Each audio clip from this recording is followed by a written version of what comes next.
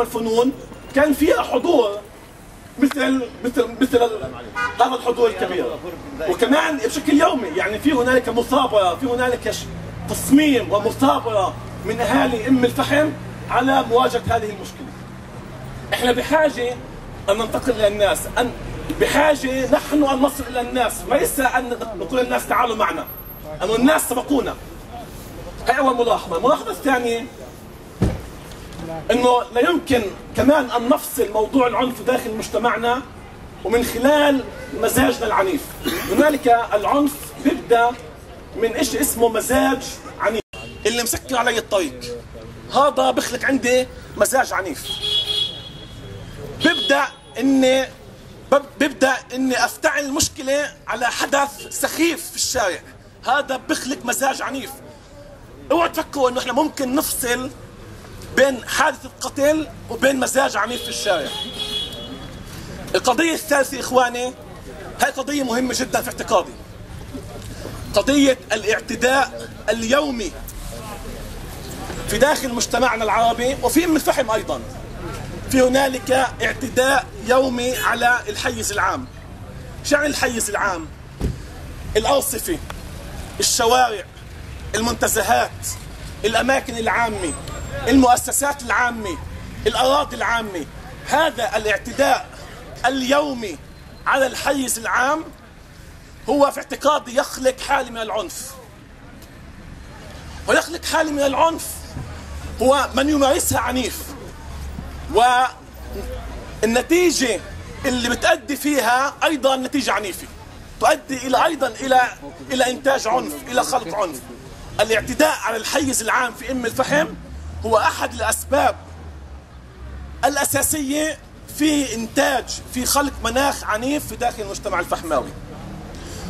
ومش بس البادية مش وحيد المطالبة، يعني كمان اللي بيعتقد أن البادية تستطيع لوحدها أن تواجه الاعتداء على الحيز العام هو يكون مخطئ. البلدية هي طرف، البلدية هي طرف، كل واحد منا طرف. يعني البلدية طرف و5000 واحد طرف، يعني في 51,000 طرف في مدينة الفحم عليهم أن يساهموا في منع الاعتداء على الحيز العام. أكثر مجتمع عنيف في كل المجتمعات العربية في العالم، أكثر مجتمع عنيف، أكثر من السودان، أكثر من الصومال. هنالك يعني حبيت أقول هاي الأمور، وأنا يعني نصيحتي شيخ خالد وكل الشباب إنه يعني ننقل هذه الخيمة من حي إلى حي، ونقوم ونثابر ونصعد من احتجاجنا الشعبي، أن فقط احتجاجنا الشعبي سوف يؤدي إلى التغيير تكاتفنا، ولكن احتجاجنا الشعبي إخواني لن يكون من خلال تكاتف وناس عنيفين. والعنف ليس فقط القتل والضرب، العنف هو الاعتداء على الحيز العام، الاعتداء على المنتزهات، الاعتداء على الأرصفة. إذا كنا مجتمع متكاتف ولكن غير عنيف سوف ننجح، ولكن إذا تكاتفنا وبقينا مجتمع عنيف بكل مفهوم الشمولية للعنف ستكون لن ننجح. وبارك الله فيكم. ونقول باختصار ولن أطيل في الكلام، كل واحد منا، أنا أؤكد على الكلام اللي أكد عليه دكتور مهند، بالتالي كل واحد منا له دوره. هذه الخيمة هي أكبر دليل فعلا إنه إحنا نعم نستطيع أن نفعل شيء، نستطيع أن نقدم شيء لبلدنا، نحن نستطيع أن نعبر عن غضبنا بشيء إيجابي. لذلك أنا أقول أنا ضد، ومليح نسمع هذا الكلام، ضد سياسة أو منهج بس الردح، وأنه ننظر إلى الأمور نظرة ظلامية سوداوية، نظرة إحباط ويأس. إحنا دائما نقول كما قال المثل، بدلا من أن نلعن الظلام في خطوة كثير أهم اللي تفضح الظلام. نعم تفضح الظلام لما نشعل شمعة واحدة، شمعة واحدة. هكذا أنت فعلا تلعن الظلام وتفضح الظلام. كذلك إخواني في عملنا، في عطائنا، في جهودنا، في تحقيق انتمائنا لبلدنا، بدلا من أن نلعن وأن نشتم وأن ننظر للأمور بنظرة سوداوية مظلمة محبطة، لا نيجي نقول ماذا يمكن أن نفعل؟ ماذا يمكن أن نفعل؟ إحنا إخواني ما بدنا نواسي بعض، ما بدنا نواسي بعض مع كل الوضع اللي إحنا مرينا فيه، بالذات في هذا الحادث الأخير بزم الفحم بفضل الله بكثير أفضل من غيرها. والعنف مرض مستشري في كل العالم.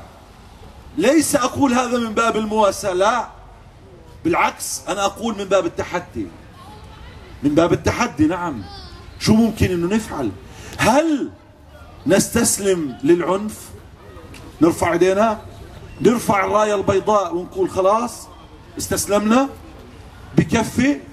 خلي الأشرار، خلي المجرمين، خلي المفسدين يعيثوا في المجتمع الفساد وينشروا الشر، وإحنا أهل الخير وإحنا أهل الحق وإحنا الأكثرية جماعة الخير. بجوز اختيار ببساطة يوم الجمعة هيك خطبنا عن موضوع، بعد الخطبة بيقول هل معقول أكم واحد اللي بالتالي عشرات ولو بدهم يخربوا بلد فيها 50,000 نسمة؟ معقول؟ كيف بدنا نسمح لهم؟ يعني كان هيك منطلق الحرقة والغيرة. بس إخواني برجع وبقول هذا الجهد المبارك خيمة، وأنا قلتها من أولها، خيمة هكذا تبنى بهذه السرعة، بهذه إذا صح أن نقول التلقائية والعفوية. نريد أن نعبر عن ألمنا، نريد أن نعبر عن غضبنا بشيء إيجابي. تعالوا لنتحاور، تعالوا لنتفاهم، هاي رسالة الخيمة. تعالوا أيضا لنطرح كذا رسالة اللي بالتالي تنفعنا وتنفع بلدنا، تنفع أولادنا وأحفادنا. ومن هنا أقول مثل هذه الخطوات هي خطوات مباركة.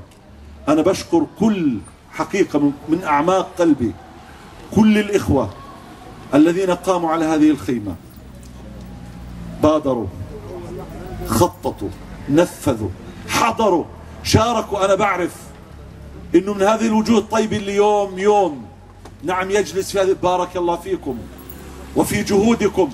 نعم هيك احنا نبني، مش نضل نقول هذا اجى وهذا ما جاش وهذا كام وهذا ما كمش. لا، اقول انا شو بقدر اساوي، انا شو بقدر اعمل.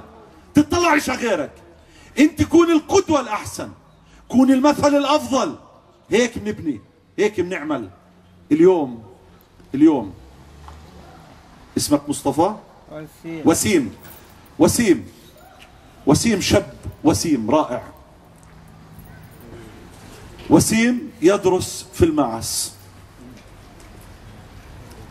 شو بكى عندكم اليوم وسيم؟ نظافة الشوارع. نظافة شوارع.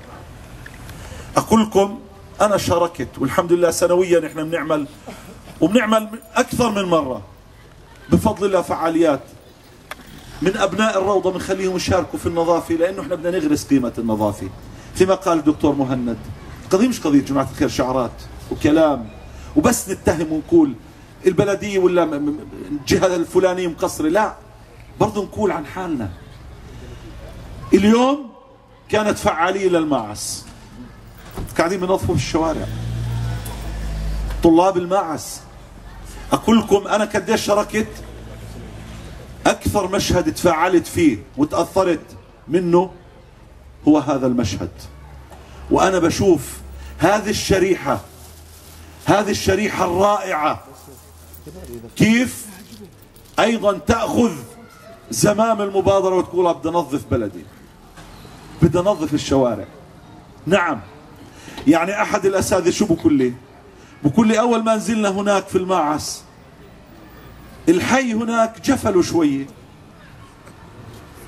لما صرنا نعمل مثل هذه الفعاليات كل أهل الحي صاروا أصدقاء، مش بالكلام، حتى في التبرعات للمعس. ليش؟ شايفين هاي الشريحة؟ لا هذول عفوا يعني لا درسوا شو انتماء ولا درسوا بفلسفات ولا مهارات استاذ هاني ودكتور مهند ولا بجامعات ولا اكاديميين. هي حب البلد. والله وانا قاعد اشوفهم، هذا في الكريك وهذا في الكشوش وهذا في بعشب بيده وهذا بكيم وهذا بكنس وهذا، وبيشتغلوا عن جد، يعني عن جد عن جد. فيش واحد منهم يعني مش قاعد واحد بتطلع على الثاني، لا، ماخذين الامور بمنتهى الجديه. انا بقول هذا الكلام برضو من باب وعقبت عليه، اذا كانت هاي الشريحه قاعده بتعبر عن انتمائها لبلدها، نحن اولى. هم تاج على رؤوسنا، هم الخير والبركه، بس طلع اللي بده يعمل بيعمل، واللي بده يظل حاط اجر على اجر وبس ينتقد، فيش اسهل منها يا جماعه الخير، ولا في اسهل منها، فيش اسهل منها. العمل انا بقول لكم بصراحه صعب، والمواظبه عليه اصعب واصعب. النفوس طبيعتها بتحب الراحه وتكره المسؤوليات وتكره التكاليف، نعم، وتكره انها تتحمل اعباء. يطيب لكثير من الناس انه يحكي بيحكي كثير، بده ينظر بنظر كثير، بس وقت العمل، وقت العمل هنا تظهر معادن الناس ومعادن الرجال، واحنا بدنا نكون عمليين. لذلك انا اختصر واقول، انا بقول لاخي الدكتور مهند وللجميع، احنا مش لأننا نهوى الخيام، الحمد لله شعبنا ما زال بذوق مرارات الخيام، بس احنا نعدكم يعني موضوع الخيام، احنا قطعا اعلنا عن خيمة ان لم تكتشف الجريمة، الخيمة ستنصب بالقرب من مركز الشرطة ان شاء الله تعالى. الان بعد ذلك انا قلت امامنا مشوار طويل، فعاليات كثيرة، واحنا هذا الحدث اللي صار هزنا جميعا، وانا بدي اقولها الان وقلتها، بدنا نصنع من هذا الحدث نقطة تحول في تاريخ مدينة ام الفحم. بس بصراحة كلكم، انا بحكي الان رئيس بلدية، نعم، بس انا بدونكم وبدون اهلنا نقدرش نحقق هذا الاشي. انا ما بيدي عصا سحرية، هسه بقول لكم احنا بنظل امكاناتنا محدودة، بس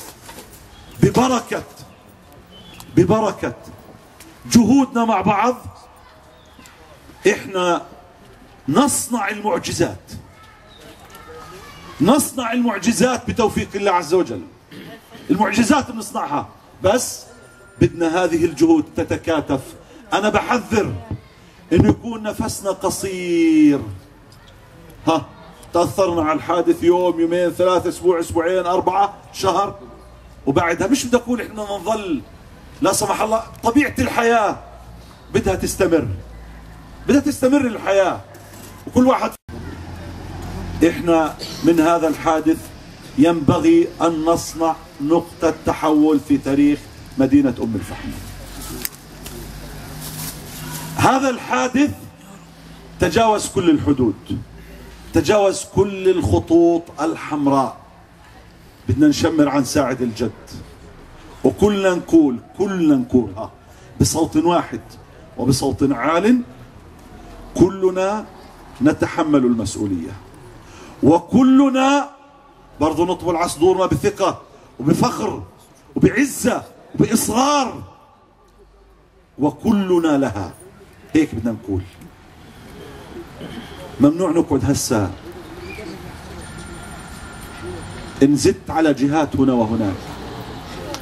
إحنا اللي علينا بدنا نعمله وأكثر، هيك بدنا نقول. وبنقدر نعمل الشيء الكثير، نقدر نعمل الشيء الكثير. إحنا هاي الروح اللي بنتحدث فيها، أنا شخصيا أعدكم إنه إن شاء الله تعالى تصل لكل أهلنا فم الفحم في المرحلة القادمة القريبة، إذا مش للكل للمعظم. نريد حراكا شعبيا اللي يشمل كل شرائح مجتمع من الفحم. بدنا نحس في الموضوع، مش بس بدنا نحس من باب ان نقول اخ ونتألم، لا بدنا نعمل وبدناش نظل نقول لو ولو كما قال النبي عليه الصلاة والسلام لو تفتحوا باب الشيطان. لا، بدنا باب الشيطان نسكره، وبدنا نقول نريد ان نعمل كذا وكذا، ونريد ان نبادر لكذا وكذا، ونريد ان نصنع كذا وكذا. هيك بدنا نساوي. التغيير بيبدأ فينا وبينتهي فينا. دير بالكم، احنا كل واحد منا له دوره في صناعة هذا التغيير للبلد. هيك بنغير. إذا حملنا هذه الإرادة وحملنا هذه العزيمة وهذه الهمة وهذا التصميم، ومنغير والله جل وعلا بده يعيننا على التغيير. هيك قانونه، هيك سنته في الحياة. أظن مش الحمد لله نتحدث عن الربيع العربي. شعوب تغيرت بأيام يا جماعة الخير، عانت عشرات السنين. أيام ربنا غير الوضع بلحظات بس. وين انتهى؟ لما بقوا يذبحوا مثل الخراف وغارشين وساكتين. والله ما هو الشر بعربد، طبيعي جدا الشر يستفحل. اما لما وقفوا قالوا خلاص انتهى، بدنا نقطع حاجز الخوف، بدنا نوقف للظلم والظالمين، بدنا نقدم انفسنا، نحن مستعدون للتضحية. تفضل خذ حرية. هاي تونس، خذ انتخابات، ترفع الراس كل احترام. تونس اللي حكمها هذا الحاكم الظالم واللي قبله أظلم عشرات السنين من القهر والاستبداد، من الكبت، تتنفس الحرية. طب هاي دروس إلنا جماعة الخير ولا لا؟ هاي عبر، هاي مش قصص بدي أقراها من التاريخ. أنا قاعد هاي مشاهد بشاهدها بالتلفزيون بالصورة الحية، قاعد بشاهدها. نعم أرادوا التغيير، فالله سبحانه وتعالى أعانهم على التغيير، لأنه ربنا حط هذه القاعدة: إن الله لا يغير ما بقوم حتى يغيروا ما بأنفسهم. نفس الوقت فنحن الحمد لله نعتز بهذا الحي ونفتخر بهذا الحي، فألف شكر مرة أخرى لهم جميعا، ونحن نعتبرهم بإذن الله هم مدرسة للأحياء الأخرى. بارك الله فيكم وجزاكم الله خيرا. اللهم اجعل جمعنا هذا جمعا مرحوما، وتفرقنا من بعده تفرقا معصوما، ولا تجعل فينا ولا معنا شقيا ولا محروما. اللهم آمين. إحنا إن شاء الله جميعا بإذن الله نتوجه إلى بيت العائلة الكريمة، وبارك الله فيكم.